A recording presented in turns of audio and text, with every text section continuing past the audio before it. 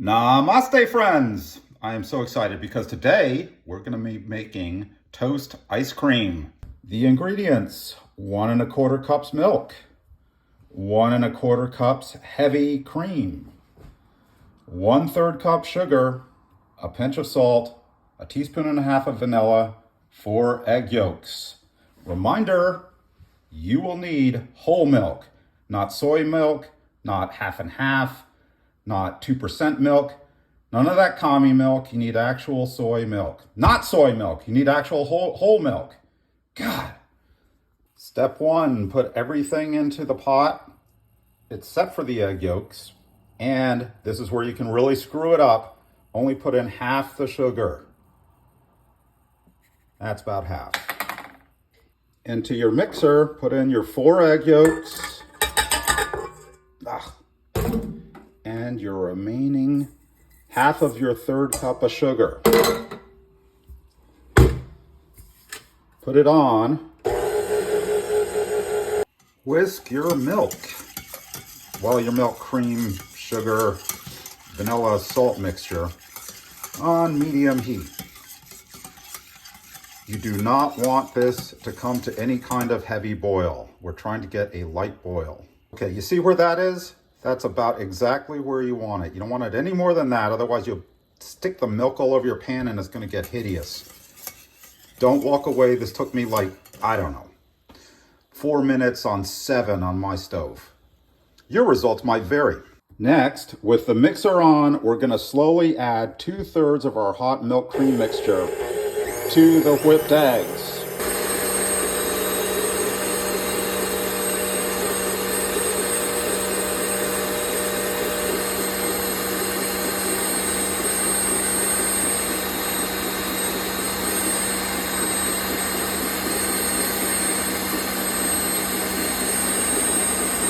Now we put it all back in the pot and we're going to raise the heat up again. It's at about 155 degrees or so now.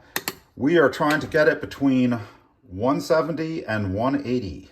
Definitely no more than 180. Here we are, right at 179. I would not go any higher than this. It'll turn into scrambled eggs. All right, so at this point, we just sit it on a cookie sheet or something, or a cookie drying rack, and let it cool down a little bit. Some people freak out at this point and say you need to use an ice bath or something like that to cool it down really quickly, because if you don't, you're gonna get some sort of skin disorder or impetigo or, I don't know, poison ivy. So, do that if you want to. I don't do it because basically it's like I just don't really see it happening because you drop dead eating homemade ice cream. That's not the way it's gonna work. Next, we're gonna need 12 slices, 1/4 inch thick. I use this sloppy baguette that I made a few days ago and it sat around and got stale. So I'm gonna get rid of it this way. And there's our 12 pieces of bread, all buttered nicely on both sides. And we're gonna bake at 350 until they are nice and toasty. And this is what we want, a really nice toast on our bread, because we do not want this to be bread ice cream. We want it to be toast ice cream. I think this took me about 6 minutes per side. I flipped them in between. It seemed to go on forever. I don't know why. Toast just goes on and on and on. So after our toast escapades, the custard base has cooled down enough, so we're gonna run it through a strainer and into a Tupperware container. Gets out all the gunk that happens when you boil milk and try and make a sauce and all that kind of thing. You almost always are going to want to strain it. See, look at that. You don't want to be eating that. All right, so we have our toast loaded up in the food processor. Oh, shocking. Oh, it's so loud. Oh, God, Rupert, that's hideous. Ah, the bells, the bells. And we've got a nice little coarse grind on our toast. Okay, we have our ice cream maker all set up. This is the type that relies on freezing the bowl in the freezer. I don't care what the instructions tell you. You have to freeze this bowl for 24 hours in the freezer. Not any 12 hours, not any 8 hours. It has to be a full 24 hours. Second of all, if you have a self-defrosting freezer, that might not work as well, because the self-defrosting freezer heats up every now and then to sort of melt the stuff off, and it doesn't actually get quite as cold, or it can cycle a little bit, and that can cause problems. So I put this out in my large freezer, the long-term freezer thing that's not self-defrosting, and it freezes it a little bit colder. Also, our custard mixture, you need to cool that way down. So I usually just put that overnight in the fridge. So I'm actually making this video the next morning after cooking that. I find that works a lot better. So we're going to start this up, and you'll notice that the bowl spins and the dasher thing, the mixing paddle, stays stationary. And what that's doing is it's going to scrape the sides of the bowl where everything's going to start freezing and accumulating. So you have to start it up first, then we're going to pour in our custard.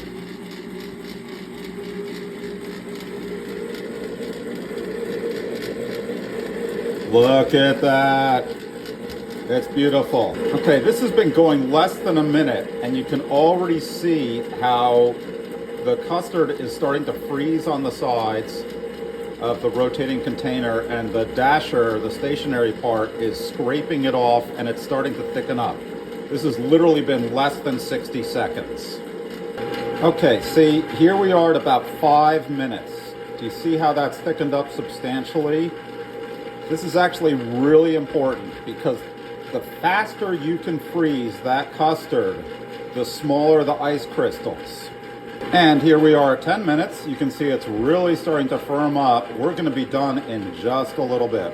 Okay, we're ready to add our toast bits. And this worked out to like almost exactly 1 cup of buttered toast. Look at that lighting. It's beautiful. And in goes the toast.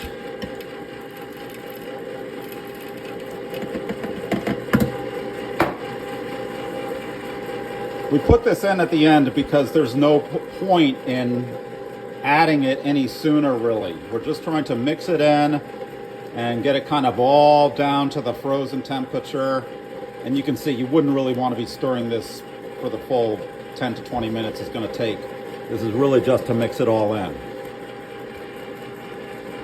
And this is about the consistency you're going to get. It's about like soft ice cream. If you want it any firmer than that, you can put it into the freezer to harden it off. It'll set up to much firmer, like regular ice cream, probably in about 4 hours. But a little hint for you, a lot of things taste stronger or better when they're warmer. Like, that nasty brie cheese? You eat that straight out of the refrigerator, it tastes like nothing. You let that sit on a hot summer plate for about 2 hours and it's all runny. You taste that a lot. Same with ice cream. The soft ice cream, you can taste quite a bit more than if you set it up and let it get hard.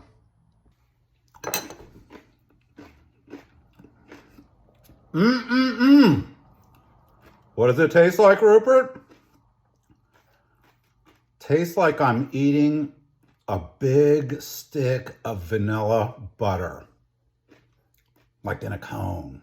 Yeah, in a sugar cone. Tastes like a big stick of vanilla butter in a sugar cone. It's the greatest thing in the world. I love it. Okay, so I got done with this video and I realized this was an incredibly gadgety video. And I'm not really a gadgety cook.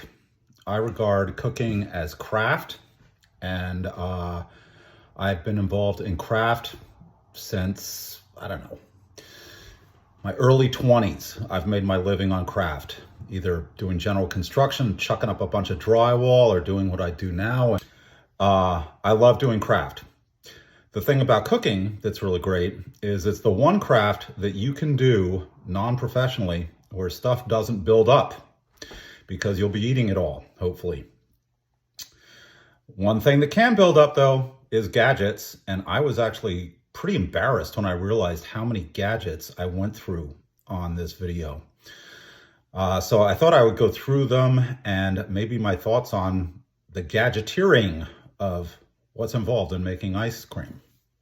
Okay, so this was the first gadget I used, the KitchenAid mixer. I did not get this until maybe just like, I don't know, 4 years ago or something like that. I never thought I would want one, but I saw one on sale at Walmart and it was just too good a deal. I had to have it. The thing of it is they are fairly heavy, and will you use it?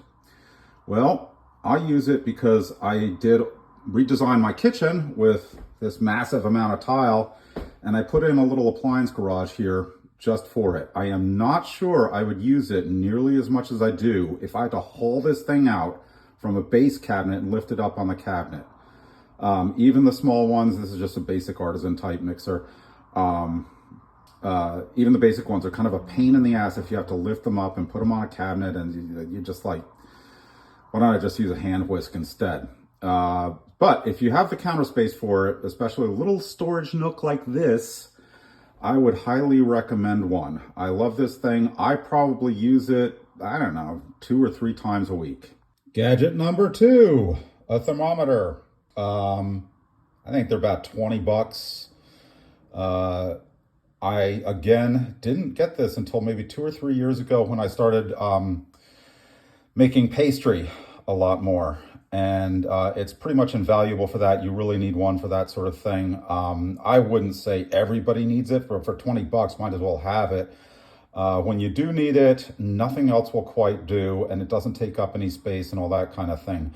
I looked into getting one of the more expensive ones. They make them like for, you know, fancy schmancy chefs, or like, I don't know, $70 or something. They're a little bit more ergonomic than this one, so that you're not positioning your hand over boiling water. They're kind of L-shaped, or they have a little swing out temperature probe. I'd rather have one of those, but not for the money. Gadget number 3, the Cuisinart food processor. This is an utterly fantastic machine, and if you can tell, this is one of the OG models from the 70s. Again, I didn't really buy this. This came, I don't know, my last wife and I got divorced, and she was sort of clearing out her stuff, and she took one look at it and she was like, you know, I had that thing for years. I'm not sure I ever used it once, and you use it 3 times a week. Why don't you just keep it? So she left me with this, very much indebted to her for that, because I use this thing several times a week. Unfortunately, it has to live in the base cabinet underneath the countertop, so hauling it out is a big weightlifting experience, and it's a pain in the ass to clean it. But once you get it down, you sort of get a system to it, and it's really not that bad. But I use this thing constantly, and it's from the 70s. It still runs like a champ. Again, Cuisinart, just fantastic brand for this kind of thing. The Cuisinart, I think it's the IC20. The Model 20, frozen yogurt and ice cream maker. Okay, I specifically wanted this model, mostly because it's a Cuisinart, but also because it had fantastic reviews and was very simple.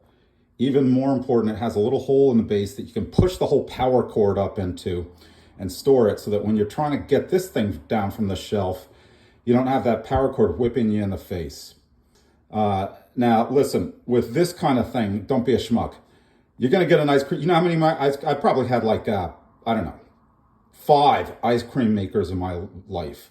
I've always lost them through moving or divorce, home theft, armed gangs and roving hordes. I don't know what happened to the rest of them. I didn't have one. But then it was just like, hey, it's March. What's a better time to go to the Goodwill and look for a Cuisinart Model 20 ice cream maker? So I went to the St. Vincent de Paul's, and they do this color tag system, and I saw this thing, and it wasn't the right color tag on it. So I came back like 3 or 4 days later. I knew it was going to be there. Half price. I think this thing was $7. Do not pay any more than $20 for this kind of thing, because you have no idea how many times you're going to use it. I can guarantee you it's not going to be a lot, and you might get sick of it, you know, after the summer's over or something and, sell it back to, Goodwill or something where I'll buy it again. But yeah, definitely do not buy this thing brand new. There is no reason to. When you find them in the Goodwills, they're the one appliance that has like minutes on it, not hours or years, and is totally clean and shiny. I mean, look at this thing. This thing's beautiful, right? So again, do not buy this retail. And the first gadget. Some might not think of it as a gadget, but I don't know. It sort of is. The Demeyer pot. This is something I will pay real money for. These pots are beautifully made. They're made in Belgium. And I actually called up Belgium to ask them about these things and why I should get this set or that set or whatever. Needless to say, these things are quite expensive. I think this one pot here probably cost more than my first stove. Would you be able to tell the difference? Depends how much you cook. I cook a lot, and I have no problem whatsoever putting 4 or 5 hours into one night's meal. But it's important to me because you wouldn't really know it to look at my stunning physique. But anybody who's had dinner with me knows food is really important to me. I get a lot of joy out of cooking it and a lot of joy out of eating it. So I'll shell out for the pots. Do you need this kind of a pot? Maybe not. Would this kind of a pot be a pain in the butt if you overheated your milk and got into trouble?